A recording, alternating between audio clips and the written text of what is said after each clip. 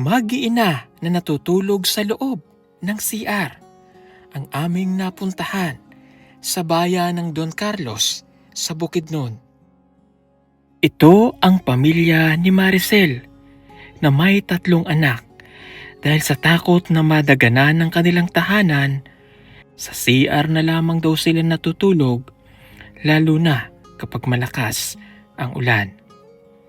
Mag-isa niya ngayong binubuhay ang kanyang mga anak dahil iniwanan siya ng kanyang asawa. Dari kami matulog sa CR kay makuan na sa mga kuwan mo. Nagkasugat-sugat na ang kanyang mga braso dahil sa labis na pagtatrabaho sa tubuhan para lamang mayroon silang pambili ng pagkain ng kanyang mga anak.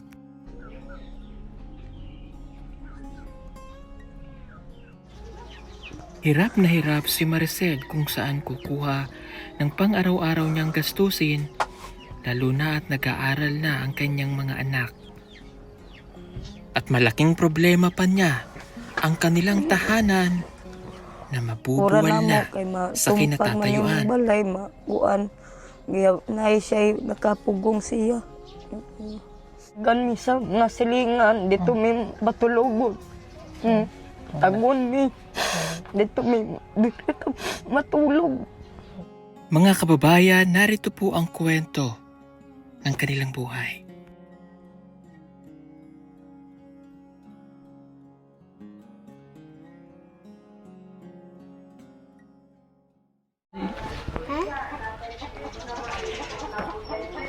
Ay, grabe mga kababayan, yung bahay po nila talagang sirang-sira. Hello. Good morning. Ay, good morning po. Ay, grabe. Okay lang ba tayo dyan? Hinay lang. Grabe. Hello mga bata. Thank you. Hello. Okay. Okay. Grabe yung bahay. Halos matutumba na to ah. Anong pangalan mo ate? Abulag. Maricel Abulag. Ilang taong ka na? Kuan 30 pa, 31. Bata ka pa. Ito yung mga anak mo? Ito. Bakit? Anong nangyari? Wala eh. 3 akong anak. Muna mo kahindag. Wala naman ni mama. Mag-ikson, gilim. What's mo? Okay. Wala na kay kuan ba nang kuan na ko paangkan daw. Iniwan ka? Hmm. Iniwan ka ng asawa mo? Matagal na o bago lang? Tagal na. Mga taon na? Taon na. So ito'y 3 anak mo dun sa nang iwan sa'yo? Isa ra papa. Sorry ha matanong, bakit ka iniwan? Kuan wala sinabot. Hindi kayo walang pinagkaintindihan kung Wala. bakit?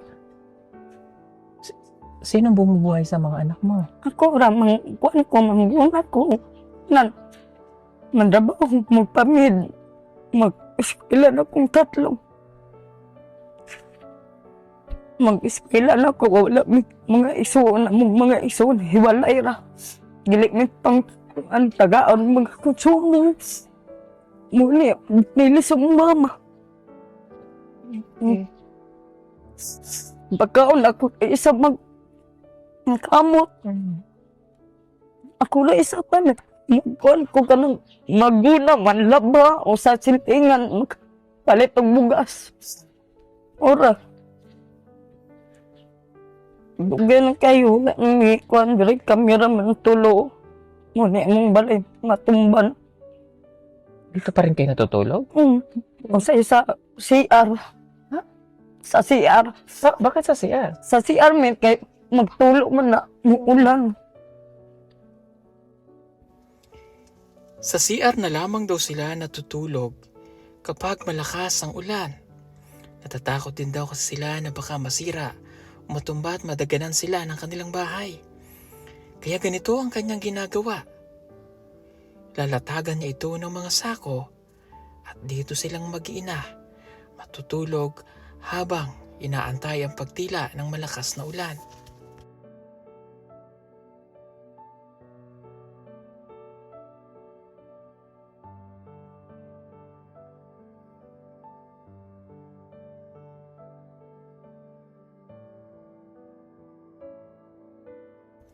At nang ipakita niya nga sa amin ang kanilang ginagawa, sa tuwing dito sila matutulog sa CR,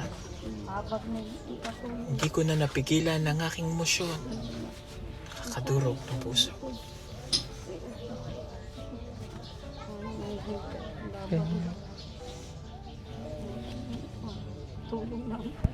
Dari kami matulog sa CR kay kuan may sa mga kuan namo among may matulog sa taas kay matumbahan mi, mahugnuan mi. Pagtuog namo wala na nahugno na.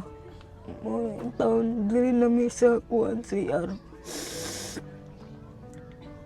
Diri rami tulog. Okay.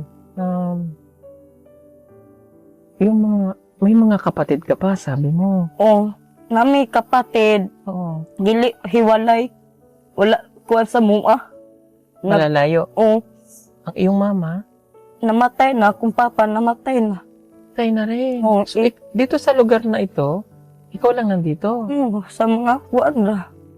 Sino nagbabantay sa mga anak mo pag wala ka? Ka ng kuan, nga silingan. Siling- Say daloon sa kuan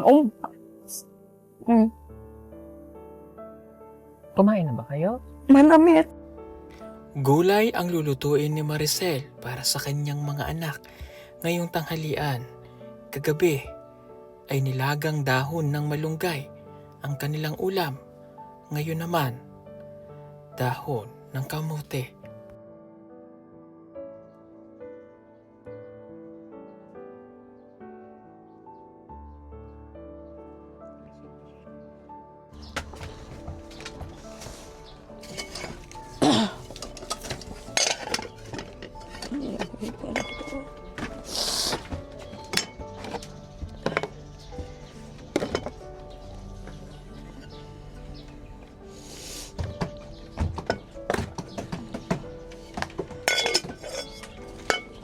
Ini tapos puro kemarin. Mar, itu bus puro ba? Pangay siyang tadong bus puro ba? Ano dali. Ulam sa tadong og lighter. Ulam sa og lighter tadong me. Ulam sa og lighter, gubag og lighter.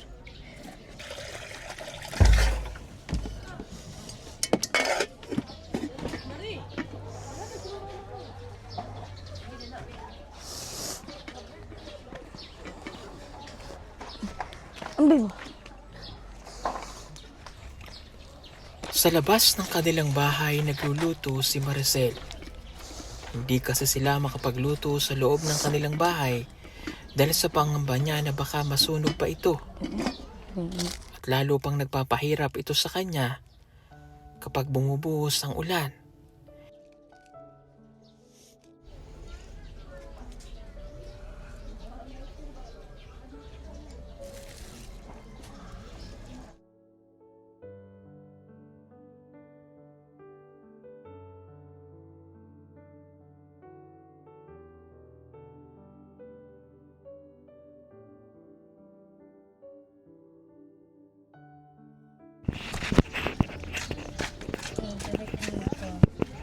Maglihan. Wala nang mulay ulan. Say sa taas, maglungan. Mag-ulan puso. Pagman yung lungan. Natulog may magkaon. Kaya, ulan. Grabe mga kababayan, yung bahay po niya, kung mapapansin nyo ito, ito ay patagilid na. Butas-butas pa dito. Itong mga gamit nyo na lang nakalagay dito. Wala po silang wala silang, ito lang. Hirap nito ba, magiba ba itong bahay nyo? Wala man lang silang kapatid na sabi niyo na tumutulong sa kanya para maayos yung bahay.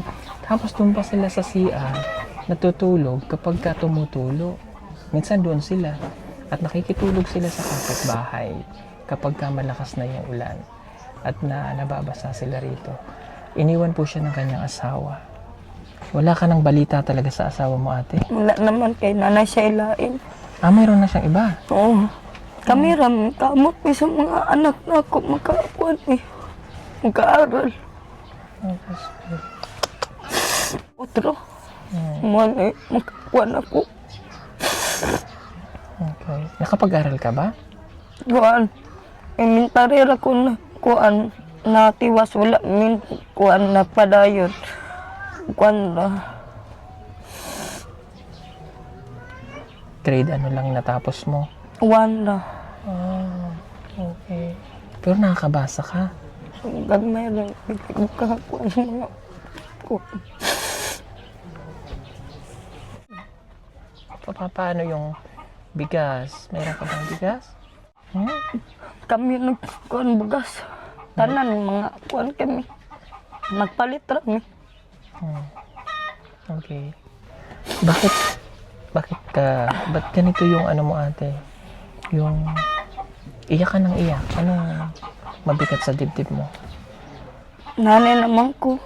Magkuan ko. Ganun ay sa kuan. Medyo nahihirapan ka na sa buhay na ganito. Gano'n nakatagal na ganito yung pagtitiis mo? Gano'n nakadugay ganito ang iyong buhay? Dugay na mga kuan na. Mga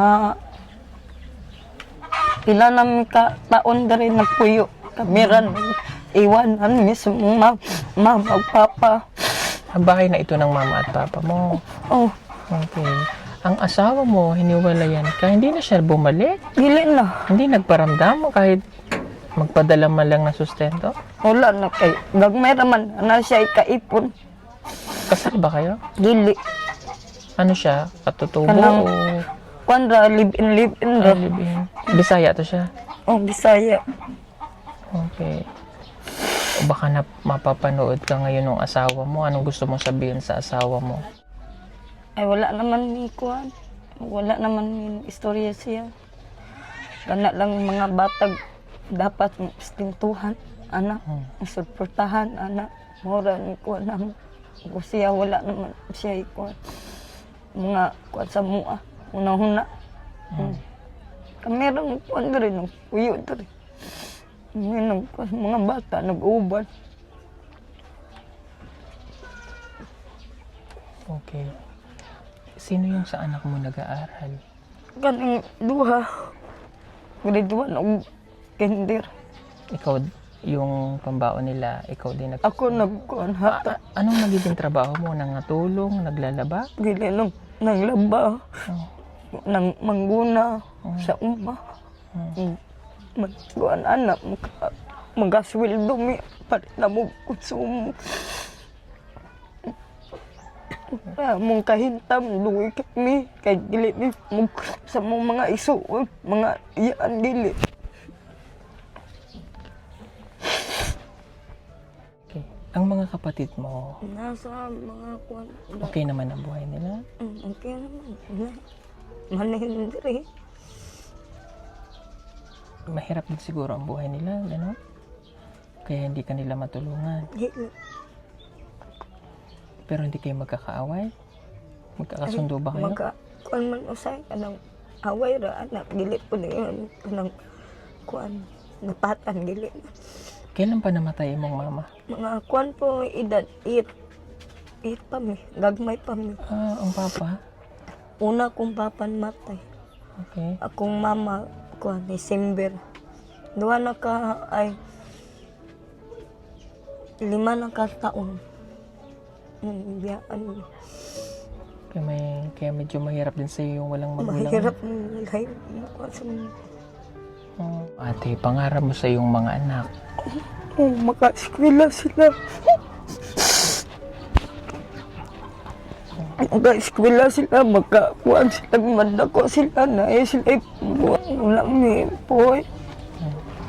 Wala naman kung ka trabaho kay kuan kaming nagkuhan mi dito ay. Opo.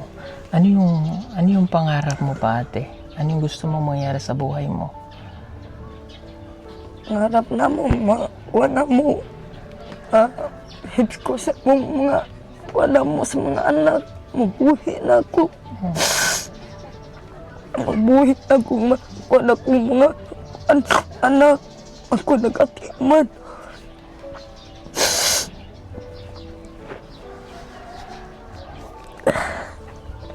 Sige.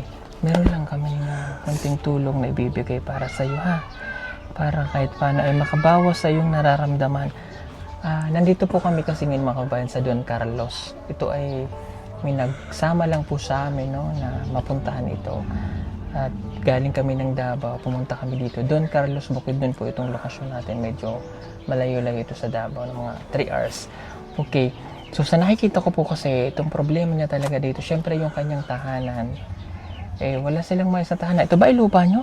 Oh, mo na imong lupa. Sa imong mama? Oh, mama, apil niyo ka ng lupa dito. Oh. Amo, na. Kanin dito, CR. Wala silang maayos na matutuluyan ba yung tahanan nila? Ay halos magigibaan na talaga. Ako yung taon, kapon sa kong mga anak. Kuha na sa kuha. Matabangan kong inani akong mga balay. Kuha na ko. Sa kong kinukuhan. Maray pa, kuha na ko na yun. Maraming taon. Pananday sa mga kuhan. Mga tukuran may balay na maayo. Mara akong kuhan ninyo.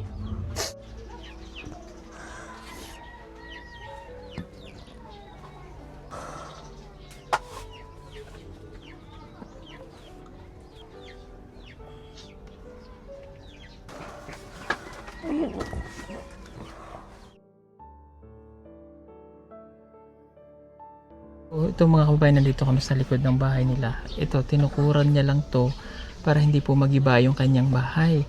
At ito yung CR, yung nakita natin kanina, na dyan po sila natutulog kasi nahiya po sila sa kanilang mga kapitbahay na makitulog. Kaya pag umuulan, kaysa dito daw sila matulog, baka mas bagsakan sila, maguba. Yun lang silang nagtitiis nilang pag-iina. Sirang-sira na po talaga yung kanilang bahay at talagang hindi na ito safe na tirahan nila. So kaya kagustuhan ni ate na kahit paano daw matulungan siya na maiayos yung kanyang bahay. Okay. Laban ka lang sa buhay, ha? Fight ka. Kahit na iniwan ka ng iyong asawa, kahit na nagkalisod sa ang buhay mo, alam ko mahirap yung pinagdaraanan mo ngayon, pero huwag kang mawawala ng pag-asa, ha? Mahirap talaga yung isang single mother, no? Ikaw bubuhay sa mga anak mo, ikaw lahat, magpapaaral, lahat. Kayanin mo, ha?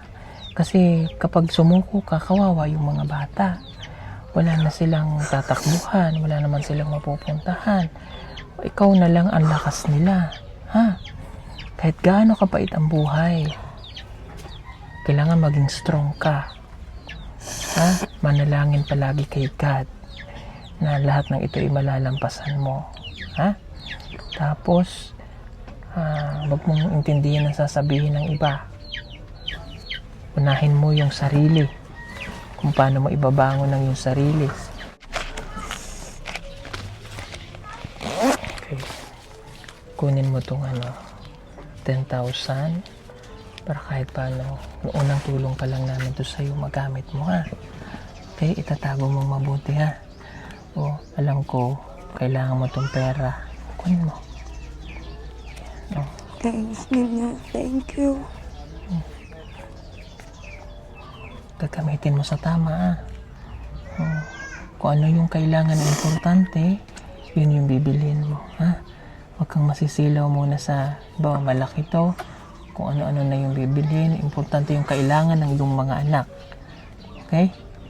O, at itong pera na ito ay para sa iyo, para sa inyo ng iyong mga anak. Ikaw ba ay wala ka bang bisyo?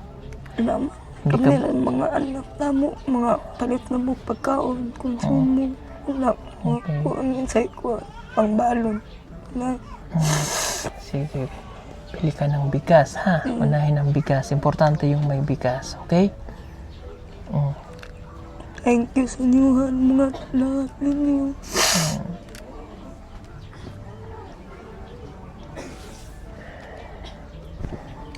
Basta laban lang sa buhay, ha? Huwag mo kakalimutan yung mga sinabi ko sa'yo kanina. Kailangan mong maging matatag. Huwag kang may stress, ha?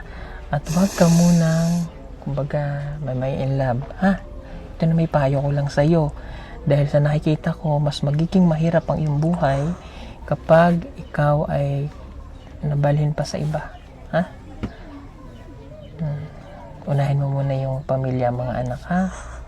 Okay? Okay lang. Okay, mga kababayan, no?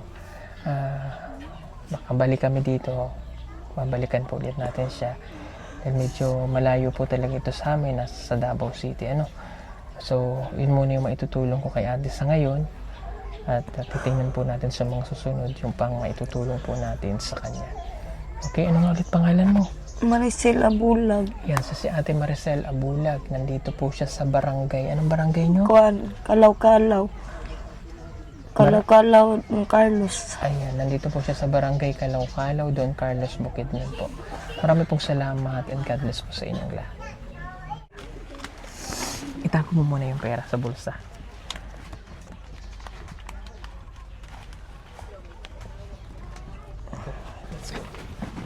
Ay, i-wide mo lang, Day. Pinan nyo naman po yung bahay nila. Oh. Yung haligi ng bahay nila, natumba na.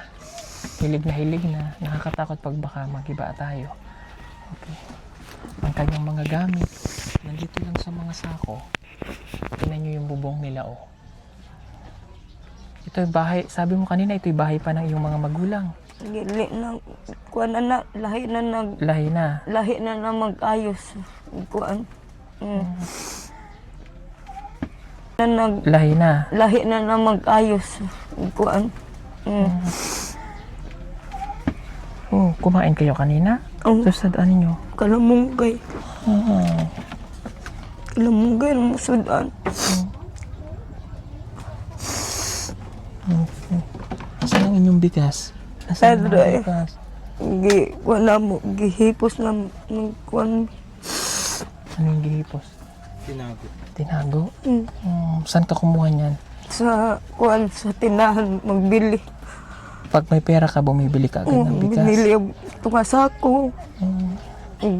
Kanang gagmay na kay among kwarta, palit mig 5 kilo. Sensya na kayo mga kabayan. No? Sa iyak nang iyak si ate. Siguro dahil sa bigat ng nararamdaman niya sa buhay, hirap ng nararamdaman niya, na ngayon niya lang naikwento. Ngayon ka lang nakapagkwento ng ano? Oo, karon na kuan. Wala kang mapagsabihan ng Wala. ano? Na ako'y sa akong mga iyang gili ko sa kuwa. Magbalibad.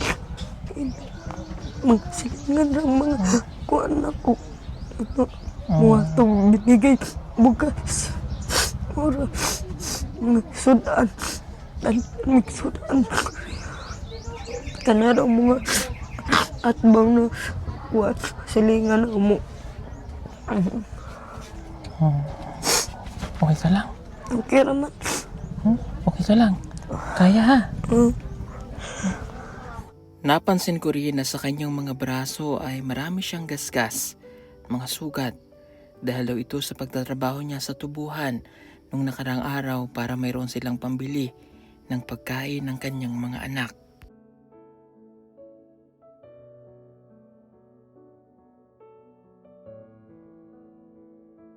Yung asawa mo ba? Kapitbahay mo lang? O nasan siya ngayon? Nasa Cagayan. Okay. Malayo. Sige. Sa akin naman ano, kung mapapanood to ng iyong asawa, anong pangalan ng iyong asawa? Olivero. Oliver Alindo. Alindo. Okay, Sir Oliver Olindo. Kung mapanood mo man ito, may mga anak ka dito. And nakikita mo yung sitwasyon ngayon ng iyong asawa. Kung halimbawa hindi man kayo nagkakasundo nung ano, para lang sa iyong mga anak. No? obligasyon mo pa rin na tulungan siya dahil meron kang mga anak sa kanya. Kung halimbawa nahihiya ka na bumalik dito or something like na o ganun, no? Na hindi, kumbaga, kung mayroon ka ng ibang kinakasama, obligasyon mo pa rin na tulungan ang iyong dating ang naging or kinakasama si Ate Maricel, tama, no? May mga anak ka dito, sana naman matulungan mo rin kahit paano, ano?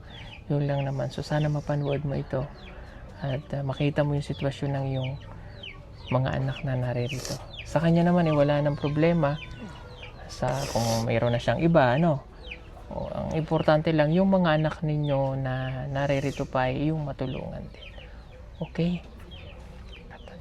Marami pa sa atin ngayon hindi pa alam na gumamit ng solar. Pero hindi nyo ba alam na napakadali lang naman talagang gamitin ng solar dahil meron na tayo ngayon ng mga smart solar. Na kahit kayo mismo ay kayang-kaya nyong ikabit ito sa inyong tahanan. That is 200 watts na pwede nyong gamitin indoor and outdoor.